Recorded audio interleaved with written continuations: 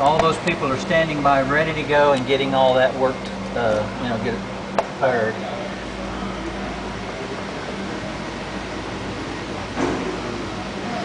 Those little white carts that you saw there, those are what we draw the fuel off of the aircraft so we can open up a fuel cell. Or if we need to put fuel on the aircraft because it's leaving, we can fuel it or defuel it. Wow.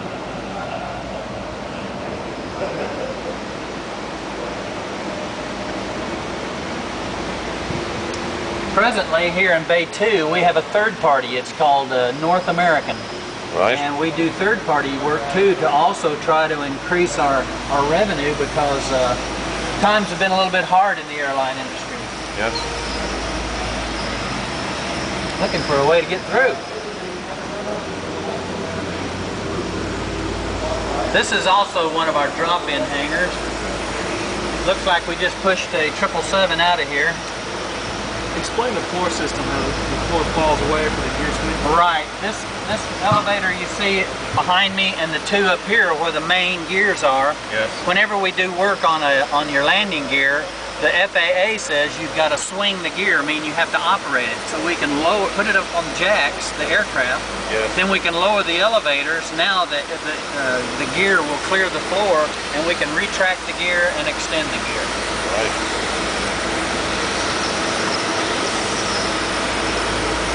I've yet to see one with the gear up. Oh, it's sweet.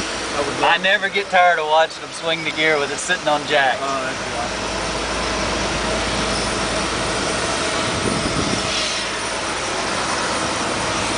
How many landings can you get out of a set of tires?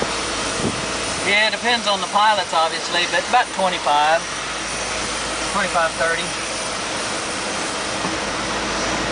I had the opportunity to go on the FCF flight, the 777. So it was me and the two test pilots. That's cool. It was incredible. I bet. They don't normally do that in an airliner.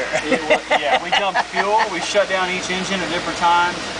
We extended the rabbit for the auxiliary power stall, steep turn. I mean, you imagine just going out of the area and do steep turns and stalls in the 777. Right, just do a 90-degree turn.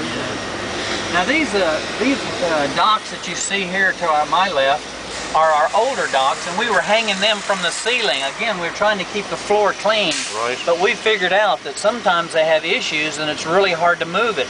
So our newer docks, which we're coming up on one of those new docks, now that sits on the floor. So if I was to have a power failure, a motor failure, I can move that dock with a tug or a tractor so that we can get that aircraft out of here and get her to the airport and get it in the air. Now the floor below the wing actually retracts down, right? That's true. That'll lower, and then the dock opens up, and then the wing will move over the top of that. Absolutely amazing. I wanted to take you up here, and I just want you to see this landing gear. It is massive. Can we get out? Yes, sir.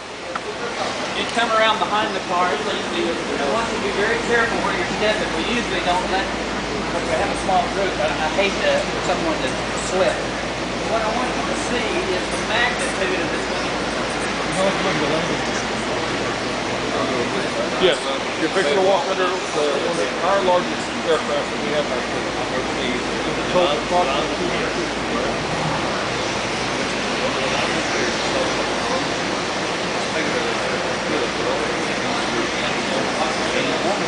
Watch your head going underneath. Sorry, keep going. All right. All right, now you got to know it's an engineering nightmare. This is a cylinder that's the cushion, the shock absorber for the landing gear. Right, okay. But when we take off, we want that to fold up so that we can get the efficiency of clean. You know, the airframe's real nice and clean when it's in flight. Yeah. So as these two knees right here break in, as designed, I use the word break. Yeah. Then this cylinder here in the center will pull this big landing gear up into this hole in the aircraft. And then this door will close back up behind it. And now you've got a clean belly on the aircraft, no drag, parasite drag is what we call it, so that you're more efficient. But I just wanted to give you the magnitude of this thing. It's huge. When the wheels come up, they go over this one. Yes. They don't come up this way. They go over the top of this, and then this raises up, and latches in.